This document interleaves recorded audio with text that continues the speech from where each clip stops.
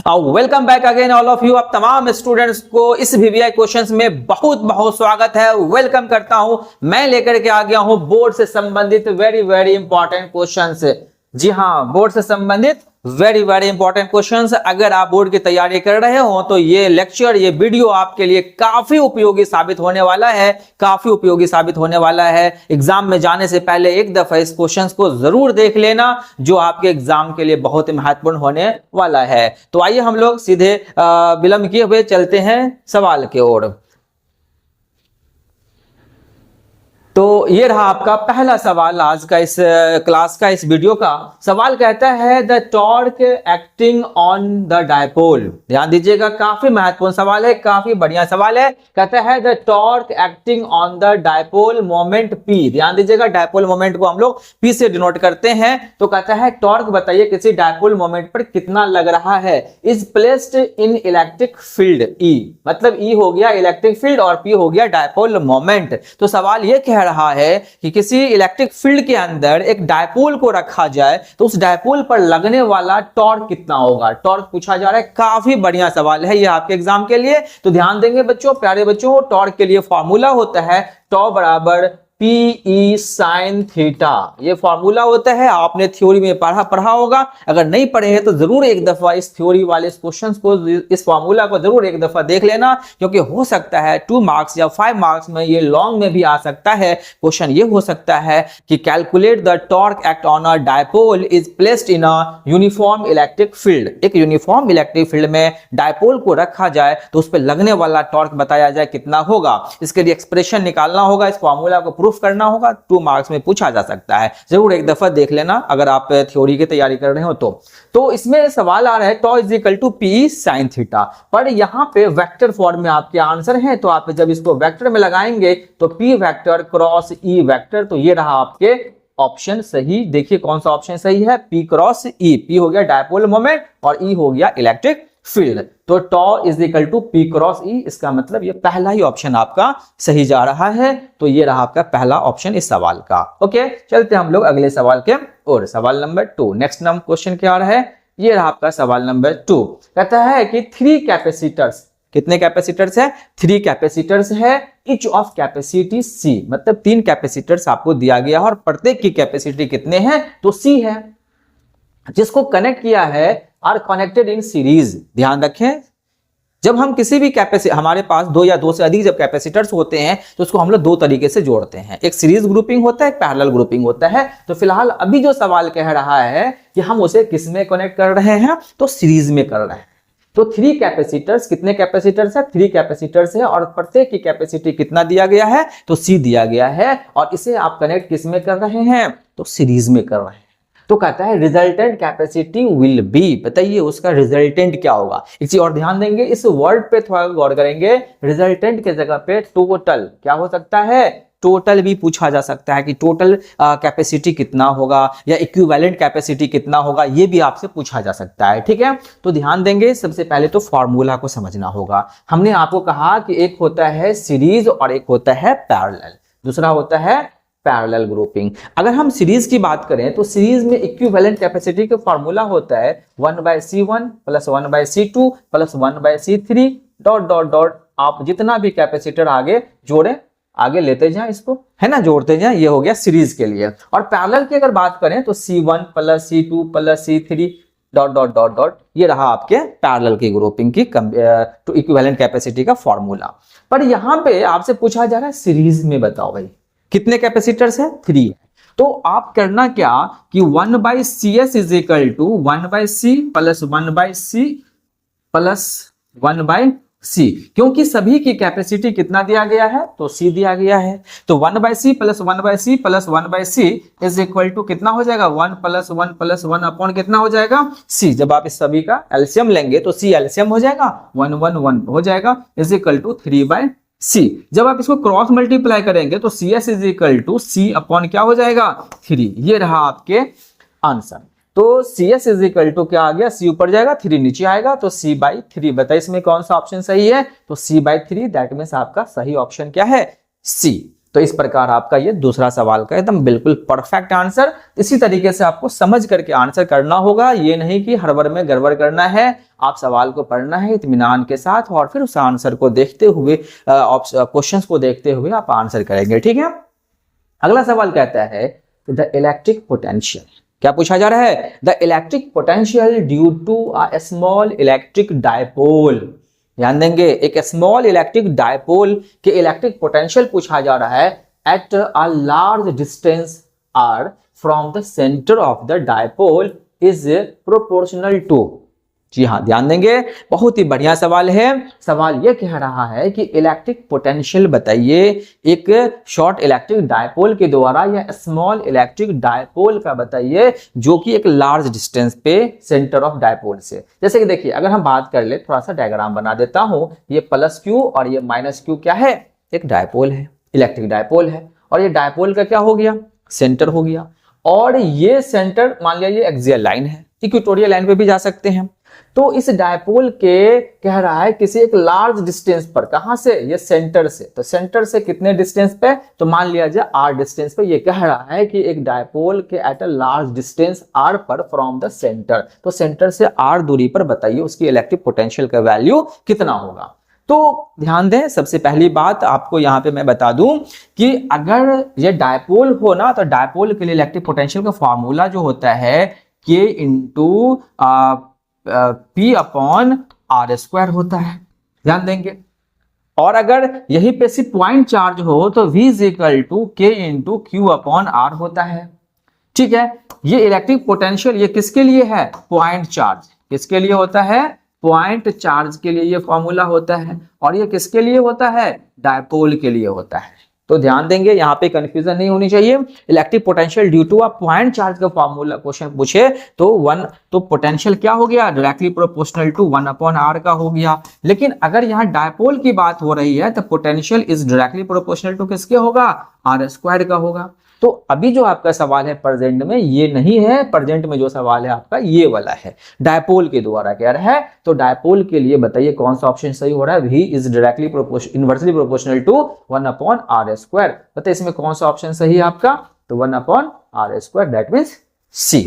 तो थोड़ा सा ध्यान रखना होगा, फॉर्मूला पे भी फोकस करना होगा। थ्योरी को अच्छे से अगर आप पढ़ेंगे तो उम्मीद है कि आपके बहुत ऐसे ऑब्जेक्टिव्स है जो आपका क्लियर हो जाएगा, जो आपसे पूछा जाए। ओके, चलते हम लोग अगले सवाल की ओर। सवाल नंबर 4, ये रहा आपका चौथा सवाल। 4 नंबर के क्वेश्चंस क्या क्या है देखिए, ध्यान दीजिए। कह रहा है the minimum number of capacitors, क्या बोला जा रहा है, minimum number of capacitors of 2 Faraday each required to obtain a capacitance of 5 Faraday will be. बहुत ही बढ़िया सवाल, काफी बढ़िया सवाल है। गौर करेंगे कि आपसे यह पूछा जा रहा है कि हमने आपको कैपेसिटर दिया, मतलब कितने कैपेसिटर दिया वो नहीं मालूम। यही पूछा जा रहा है कितने नंबर होगा कैपेसिटर की, कितनी संख्याएं, कितने कैपेसिटर्स को मैं लूं जिसकी कैपेसिटी हमने आपको दिया 2 फैराडे। आप देखिए एक बात ध्यान दें, फैराडे माइक्रो फैराडे भी लिखा जा सकता है, तो घबराना नहीं, आंसर माइक्रो में रहेगा, कोई दिक्कत की बात नहीं है। तो अगर यहां जो कह रहे हैं 2 फैराडे का हमने आपको कैपेसिटर्स दिया, बहुत से कैपेसिटर्स होगा आपके पास है, जितने भी कैपेसिटर्स है वो 2-2 फैराडे का है। उसमें उन सभी कैपेसिटर्स को कितने कम से कम कैपेसिटर को हम जोड़ें, है ना, जिससे कि मुझे 5 फैराडे मिले टोटल इक्विवेलेंट। तो 2 फैराडे के कैपेसिटर्स को कितने को, चाहे 2 को जोड़ने पे या 3 को जोड़ने पे या 4 को जोड़ने पे या 5 को जोड़ने पे, कितने को जोड़ने पे हमें इक्विवेलेंट कैपेसिटी 5 मिल जाए। मतलब नंबर पूछा जा रहा है, मतलब आपको n पूछा जा रहा है। n बोले तो नंबर, है ना, नंबर ऑफ कैपेसिटर पूछा जा रहा है, कितने कैपेसिटर्स को जोड़ा जाए कि जो 5 माइक्रो फैराडे हमें रिजल्ट दे। देखिए सबसे पहली बात आपको करना क्या है, जो ट्रिक बता रहा हूं उसको ध्यान से देखिएगा। C इज इक्वल टू कितना है 5 फैराडे। अगर इस 5 को मैं तोड़ूं तो 4 प्लस क्या मैं 1 लिख सकता हूं, एकदम लिख सकता हूं। 4 क्या है, इक्विवेलेंट कैपेसिटर है टोटल। ये 1 क्या है, ये भी इक्विवेलेंट कैपेसिटर है टोटल, ठीक है। अगर मैं कहूं कि पहले सीरीज और पैरेलल दोनों में से किसी में भी आप जोड़ना हो, ठीक है, तो अगर मान लिया जाए कि नंबर ऑफ कैपेसिटर हमने ले लिया 2, दो कैपेसिटर हमने ले लिया और इन दोनों को हम किस में जोड़ने वाले हैं, सीरीज में जोड़ने वाले हैं। तो सीरीज के फॉर्मूला आपको बहुत बढ़िया से मालूम होगा कि 1/CS is equal to 1/2 plus 1/2, मतलब 1/C1 plus 1/C2 plus 1/C3। तो जितने भी कैपेसिटर सबकी कैपेसिटी कितने हैं, 2 है। तो इस तरह से जब हम इसको ऐड करेंगे तो क्या मिलेगा, 2/2, मतलब एलसीएम लेंगे तो 2 एलसीएम होगा, 1 + 1 2, मतलब कितना कट के आ गया, तो 1 आ गया। मतलब ये 1 फराडे जो मुझे मिला सीरीज में 2 कैपेसिटर लेने के बाद जोड़ने पे आ गया। तो देखिए एक इक्विवेलेंट कैपेसिटी जो मुझे निकालना है 1, वो मिल रहा है आपको। दूसरा, अगर मैं बात करूं नंबर ऑफ कैपेसिटर, फिर हम कितने ले लें कि फिर हम 2 ही ले लेते हैं और इन दोनों को हम किस में जोड़ लेते हैं, जल्दी बताइए। इसको हम पैरेलल में जोड़ लेते हैं। जब इसको पैरेलल में जोड़ेंगे तो पैरेलल का फॉर्मूला क्या होता है कि 1/CP is equal to C1 + C2 होता है। तो C1 की वैल्यू भी 2 है, C2 की वैल्यू भी कितना है, 2 है। तो 2 और +2 कितने हो गया, 4। देखिए यही आपको इक्विवेलेंट को जो मैंने 2 पार्ट में तोड़ा था 4 और 1 के फॉर्म में। तो अब ये 4 और 1 को फिर हमारा आ चुका है इक्विवेलेंट 2 अलग अलग, और हमारे नंबर ऑफ कैपेसिटर टोटल कितने हुए, 2 और +2, दैट मींस 4 हमारे पास टोटल कैपेसिटर्स हो गए। अगर हम इन चारों कैपेसिटर्स को अगर हम जोड़ेंगे तो हमारा एक दफा सीरीज में जोड़ना है, फिर एक दफा पैरेलल में जोड़ना है, तो हमारा इक्विवेलेंट कितना मिल जा रहा है, 5 मिल जा रहा है। ठीक है, तो अब बताएं इसमें से टोटल नंबर ऑफ कैपेसिटर्स कितने हो गए आपको, जिसको आपने सीरीज या पैरेलल में जोड़ने के बाद इक्विवेलेंट 5 मिला। तो आपका ऑप्शन हो गया ए, ये ए ऑप्शन आपका बिल्कुल सही जवाब। ठीक है, चलिए हम लोग चलते हैं अगले सवाल की ओर। सवाल नंबर नेक्स्ट 5 नंबर के क्वेश्चंस को हम लोग बढ़ते हैं। 5वां सवाल क्या कहता है, कहता है the minimum force possible between 2 charges placed at the separation is 1 mm। ध्यान दीजिएगा, कहता है मिनिमम फोर्स बताइए। मिनिमम फोर्स की वैल्यू मिनिमम पूछा जा रहा है, जबकि आपके पास कह रहा है कि 2 चार्जेस है और उन 2 चार्जेस को 1 मीटर के डिस्टेंस पे रखा है। सपोज मान लिया जाए कि 2 चार्ज हमारे पास ये रहा, एक Q1 और दूसरा हमारा Q2, इन दोनों को जो रखा है वो 1 मीटर के डिस्टेंस पे रख दिया है ना। तो 1 मीटर के डिस्टेंस पे जब मैंने इसे रखा है तो इन दोनों के बीच में चाहे वो अट्रैक्शन का फोर्स हो या रिपल्शन का फोर्स हो सकता है, वो डिपेंड करता है चार्ज का नेचर कैसा है। तो ये जो फोर्स F है ना, यही आपको निकालना है जो मिनिमम होना चाहिए, मैक्सिमम नहीं। अब बताइए मिनिमम फोर्स के लिए चार्ज कैसा होना चाहिए। अब तो चार्ज इस सवाल में दिया हुआ नहीं है, तो आप मुझे ये बताओ कि अगर हमारा चार्ज के वैल्यू सबसे छोटा अगर हो जाए, सबसे मिनिमम हो, तो क्या फोर्स हमारा मिनिमम मिलेगा, बिल्कुल मिलेगा, क्योंकि डिस्टेंस हमारा कांस्टेंट हो चुका है, फिक्स हो चुका है। तो भाई मिनिमम चार्ज कौन सा होगा, तो देखिए आप याद रखिएगा दुनिया के सबसे छोटा चार्ज कौन सा है, इलेक्ट्रॉन है। कौन है, तो इलेक्ट्रॉन है। तो मेरे पास कूलम्ब्स लॉ का एक फॉर्मूला है, K × Q1 × Q2 अपॉन क्या है बताइए, R²। तो K रहा, Q1 के वैल्यू भी E, Q2 के वैल्यू भी E और R के वैल्यू कितना, 1 का स्क्वायर। तो जल्दी से बता दीजिए क्या आ जाएगा, KE² डिवाइडेड बाई कितना हो गया, जल्दी बताइए। KE² डिवाइडेड बाई 1 का स्क्वायर क्या हो जाएगा, 1 ही ना होगा। तो यही तो हुआ मिनिमम फोर्स अपना, KE²। ये दुनिया का सबसे छोटा फोर्स हुआ 2 चार्जेस के बीच का, क्योंकि इलेक्ट्रॉन सबसे छोटा चार्ज होता है। ठीक है, 1 मीटर की दूरी पे जब उसे हम रखेंगे तो बताएं कौन सा ऑप्शन सही जा रहा है आपका, तो KE² ऑप्शन नंबर सी आपका बिल्कुल सही होता है, परफेक्ट है। तो इसी तरीके से सोचना है सवाल को पढ़ करके फिर आंसर करना है। ओके, चलते हम लोग अगले सवाल की ओर। नेक्स्ट क्वेश्चन नंबर 6, ये रहा आपका 6 नंबर क्वेश्चन। कहता है कि 1 volt is equal to, 1 volt किसके बराबर होगा, है ना। 1 वोल्ट किसके बराबर होगा, तो ध्यान देंगे ऑप्शन में J फॉर जूल हो गया, C फॉर कूलम्ब हो गया। जूल किसका यूनिट है ये आपको पता ही है, कूलम्ब किसका यूनिट होता है, तो चार्ज का यूनिट होता है, ये भी आपको अच्छे से पता है। या वोल्ट पूछा जा रहा है, तो आइए थोड़ा सा ध्यान दीजिएगा, आपने इलेक्ट्रिक पोटेंशियल पढ़ा होगा। इलेक्ट्रिक पोटेंशियल में फॉर्मूला होता है V इज टू W/Q। अब ये V इलेक्ट्रिक पोटेंशियल है, W वर्क है और Q क्या है, चार्ज है। तो अब V जो पोटेंशियल है इसका यूनिट क्या होता है, जल्दी बताइए, तो वोल्ट होता है। W वर्क है, वर्क का क्या होता है, तो जूल होता है। और Q जो चार्ज है इसका क्या होता है, कूलम्ब होता है। अब बताइए 1 वोल्ट बराबर 1 जूल बटे 1 कूलम्ब, सब में 1 लगा दिया तो 1 वोल्ट बराबर क्या आ गया, 1 volt is equal to 1 joule पर कूलम्ब। अब बताइए कौन सा ऑप्शन सही जा रहा है आपका, 1 जूल पर कूलम। तो ऑप्शन नंबर आपका रहा बी सही, जूल पर कूलम। तो आई होप कि ये भी सवाल आपको बहुत अच्छे से समझ आ गया होगा। मैं चलता हूं अगले सवाल की ओर फटाफट। ओके, सवाल नंबर आ रहा है 7। ये रहा 7 नंबर क्वेश्चन। देखिए क्या कह रहा है, कहता है 2 कैपेसिटर्स। कितने कैपेसिटर्स है? 2 कैपेसिटर्स है। Okay, each of capacity C, उन सभी की जो कैपेसिटी है वो कितना है आपके पास? सी दिया हुआ है। ओहो है,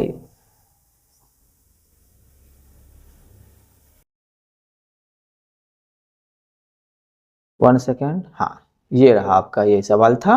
okay, yes, 2 capacitor each of capacity C, 2 capacitor है, प्रत्येक की कैपेसिटी कितना है? सी है। आर कनेक्टेड इन पैरेलल, उसे किसमें जोड़ा गया है? पैरेलल में जोड़ा गया है। द इक्विवेलेंट कैपेसिटी, भाई सिंपल सा क्वेश्चन है। मैंने इससे पहले भी, इससे पहले वाले एक सवाल में मैंने आपको बताया था कि अगर सीरीज की बात हो ना तो सीरीज में 1/C1 + 1/C2 + 1/C3 जितना भी हो आगे जोड़ते जाए। अगर इसी को पैरेलल में जोड़ेंगे तो 1/C1 + C2 + C3, इस तरीके से ये फॉर्मूला है सीरीज और पैरेलल का। तो फिलहाल अभी हमसे जो सवाल पूछा जाए वो पैरेलल में पूछा जा रहा है। तो बताइए पैरेलल ये रहा, तो Cp = फॉर्मूला क्या होगा? C1 + C2, क्योंकि कितने कैपेसिटर्स है? 2 कैपेसिटर्स है। तो C1 की वैल्यू कितना है? C1 की वैल्यू आपको C दिया गया है, C2 की वैल्यू भी C दिया गया है। तो इक्विवेलेंट कैपेसिटी इन पैरेलल कितना हो जाएगा? 2C। अब बताइए 2C कौन सा ऑप्शन है? तो ऑप्शन आपका ए, यही आपका सही ऑप्शन है। तो बिल्कुल ए आपका सही रहा। चलिए अगले क्वेश्चन पर बढ़ते हैं हम लोग। नेक्स्ट क्वेश्चन, अगला सवाल। चलिए ये रहा आपका सवाल number 8। Which of the following has unit volume पर मीटर? ध्यान दीजिएगा, वॉल्यूम पर मीटर किसका यूनिट होता है? वॉल्यूम पर मीटर किसका यूनिट होता है? तो जी हां, आपने पढ़ा होगा इलेक्ट्रिक फील्ड। इलेक्ट्रिक फील्ड का यूनिट होता है न्यूटन पर कूलम भी होता है, और volt, not a volume, sorry, volt पर मीटर क्या है? वोल्ट पर मीटर भी होता है। तो याद रखिएगा इलेक्ट्रिक फील्ड का 2 यूनिट होता है, एक न्यूटन पर कूलम भी होता है और वोल्ट पर मीटर भी होता है। अब ये कैसे होता है, ये डिटेल में जब हम लोग थ्योरी की बात करते हैं तो वह हम लोग चीजों को समझते हैं। तो वोल्ट पर मीटर याद रखिएगा। तो वोल्ट पर मीटर, वोल्ट पर, अच्छा, वोल्ट पर मीटर किसका यूनिट है? तो this is the electric field. अब बताइए इलेक्ट्रिक फील्ड कहाँ है? ऑप्शन ए इलेक्ट्रिक फ्लक्स गलत, इलेक्ट्रिक पोटेंशियल गलत, इलेक्ट्रिक कैपेसिटी गलत। तो इलेक्ट्रिक फील्ड आपका ऑप्शन नंबर डी रहा सही। ठीक है, अगर वोल्ट पर मीटर ना पूछ करके न्यूटन पर कूलम पूछा जाता तो भी ऑप्शन नंबर डी ही आपका सही होता। चलिए अगले सवाल को हम लोग बढ़ते हैं। Next question, question number 9। Question 9 कह रहा है कि unit of epsilon not. Epsilon not आपने देखा होगा, कूलम्स लॉ से ये आता जा रहा है। इप्सिलॉन नॉट का यूनिट बताइए क्या होगा? अब देखिए कुछ नहीं है, बहुत ही सिंपल है, बहुत ही आसान है। आपने electric field due to a point charge का फॉर्मूला पढ़ा होगा थ्योरी में, है ना? आप इसे अच्छे से पढ़ लीजिएगा, हो सकता है 2 मार्क्स में ये क्वेश्चन आ सकता है। Calculate the electric field intensity due to a point charge. ठीक है, फॉर्मूला है K × Q/R²। तो इलेक्ट्रिक फील्ड को जब इस फॉर्मूला को K को क्या लिख सकते हैं? 1/4πε0 लिख सकते हैं। Q अपॉन क्या होगा? R² होगा। अब यहाँ इस एप्सिलॉन नॉट को वहां ले चलिए और ई को नीचे ले आइए। Epsilon naught is equal to 1/4π × Q/E में क्या हो जाएगा? R² हो जाएगा। ये अपना न्यूमेरिकल कांस्टेंट, इसका कोई यूनिट नहीं होगा, हटा दीजिए। क्यूब क्या है? चार्ज है, चार्ज क्या हो जाएगा? कूलम हो जाएगा। इलेक्ट्रिक फील्ड का यूनिट क्या होता है बताइए? वोल्ट पर मीटर। अभी जस्ट इससे पहले वाले सवाल में मैंने यूज किया था वोल्ट पर मीटर। तो वोल्ट पर मीटर, और डिस्टेंस क्या हो जाएगा? आर डिस्टेंस है, मीटर स्क्वायर हो गया। 1 मीटर से 1 मीटर क्या हो गया? खत्म हो गया। तो बच क्या गया आपके पास? कूलम अपॉन वोल्ट इनटू में मीटर। अब बताइए कूलम पर वोल्ट किसका यूनिट होता है? जल्दी बताइए, कूलम पर वोल्ट किसका यूनिट होता है? तो कैपेसिटर का होता है, और कैपेसिटर का यूनिट क्या होता है? फैराडे होता है ना? और नीचे क्या आ गया? मीटर। क्या आ गया? मीटर। इसको शॉर्ट में फैराडे पर मीटर आप यूं लिखेंगे, फैराडे पर मीटर। जल्दी बताइए कौन सा ऑप्शन सही है? तो फैराडे पर मीटर आपका बी ऑप्शन आपका सही जा रहा है। तो इस प्रकार आपका ये 9 क्वेश्चन अभी तक आपने बहुत ही आसानी से समझ में आ गया होगा। हम लोग चलते हैं अगले सवाल की ओर। नेक्स्ट क्वेश्चन, अगला सवाल ये रहा आपका 10 नंबर का क्वेश्चन। कहता है द वैल्यू ऑफ 1/4πε0 इज, बड़े सिंपल क्वेश्चन है। कूलम्स लॉ में आपने पढ़ा होगा कि के जो होता है के इज इक्वल टू 1/4πε0। अभी ठीक इससे पहले वाले सवाल में भी मैंने के की जगह पे ये वैल्यू यूज किया था। और इसका वैल्यू कितना होता है 9 × 10⁹ न्यूटन मीटर स्क्वायर पर कूलम स्क्वायर। ध्यान रखेंगे, यूनिट भी ध्यान में रखेंगे, नहीं तो गड़बड़ हो सकता है। जैसे आप देखें इसमें ऑप्शन कौन सा है, 9 × 10⁹ न्यूटन मीटर स्क्वायर पर coulomb square, newton metre square पर कूलम स्क्वायर। ये ऑप्शन ए ही आपका सही है ना। तो ये ऑप्शन आपका 9 × 9, ठीक है। यहाँ -9 है तो इसलिए ये गलत हो गया, यहाँ यहाँ 12 है इसलिए ये गलत हो गया, यहाँ -12 है इसलिए ये गलत है। तो ऑप्शन आपका ए सही होता है, ठीक है। इस प्रकार आपको समझ आ गया होगा। 10 क्वेश्चन। चलते हम लोग 11 नंबर नेक्स्ट क्वेश्चन। ये रहा आपका अगला सवाल है।